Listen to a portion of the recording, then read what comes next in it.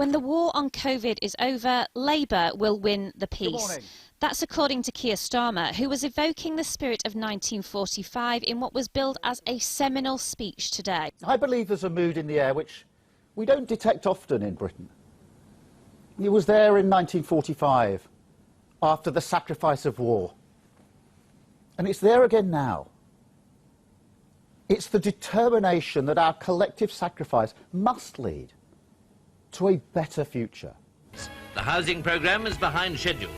This was the vision the party was trying to project, with Keir Starmer as Clement Attlee, but it's far from how his fiercest critics see him. They say he's a centrist sellout who has ditched his principles in pursuit of power. I have no dance on racist grounds from.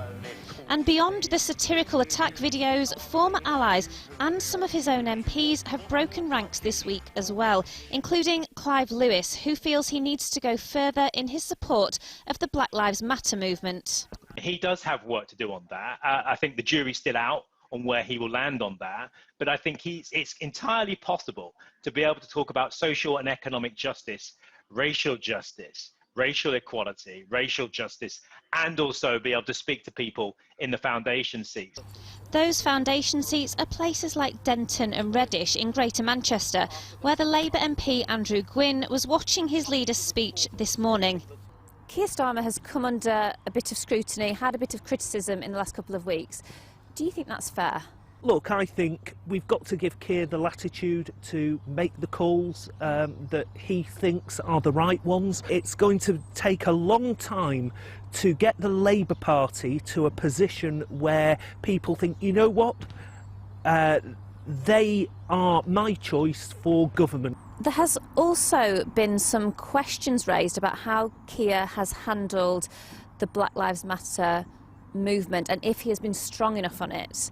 Is that a worry?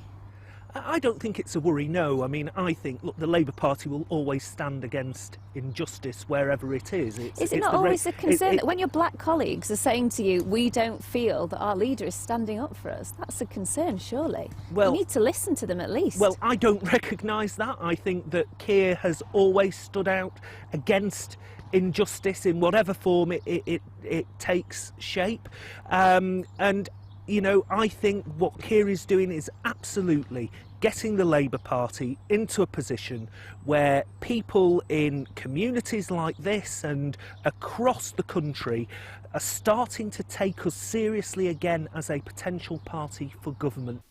Just down the road in Bolton, business owner Gail was also listening closely to the Labour leader's speech today and liked his new policy ideas on a national recovery bond and starter loans to support new businesses. But what does she think of him? I think he comes across as, you know, a statesman. I think Jeremy Corbyn didn't come across as a statesman, but I think he definitely has those qualities. It's a long time since you voted for the Labour Party. It is. Could you see yourself ever voting for Keir Starmer? Depending on policies, he has, yeah, I could. Keir Starmer's first big electoral test will be whether he can take back councils from the Conservatives in places like Bolton. But I've been speaking to Labour councillors here and they say that not being able to campaign during COVID could mean that they don't make many gains. And the Labour leader's big speech today doesn't seem to have cut through here. No. Don't know who he is. Leader of the Labour Party. No idea. He's not pushing the opposition, you know, he doesn't fight back. He's doing the best he can in the position he's in, I suppose. Back in Denton, the daily exercise is underway, and they're not the only ones. The Labour leader came out swinging today, but with disquiet growing in his own ranks and COVID dominating the agenda, he's still very far from landing that killer blow. Well, earlier I sat down with Keir Starmer at Labour headquarters and began by asking him if, after all the recent criticism, this speech was a relaunch. No, not in the slightest. I knew there would come a time when we could set out the path for the future, and I think with the vaccine rollout, now is the time to answer that fundamental question. Do we go back to business as usual and patch up what we had before, to which I say no, or do we go forward to a better, more secure future an economy where we deal with the underlying inequalities and injustices in our economy and in our society. Aren't you basically misquoting them, though? I mean, by saying they want to build back. They want to build back better. That's the point. You know, they want it to be... They're talking about the future, and they're talking about levelling up. If they deliver level up, everything you said in this speech is irrelevant. Well, levelling up, you know, burning injustices, you know, the Northern Powerhouse, these are all expressions that have been used for the last 10 years.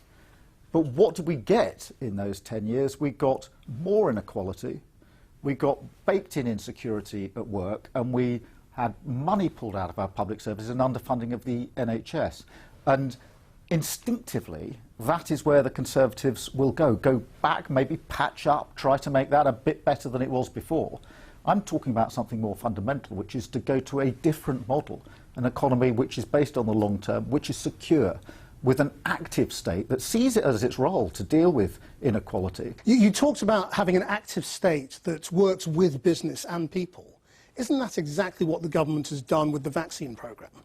Well, the vaccine programme is so successful because it's being rolled out by the NHS on the front line.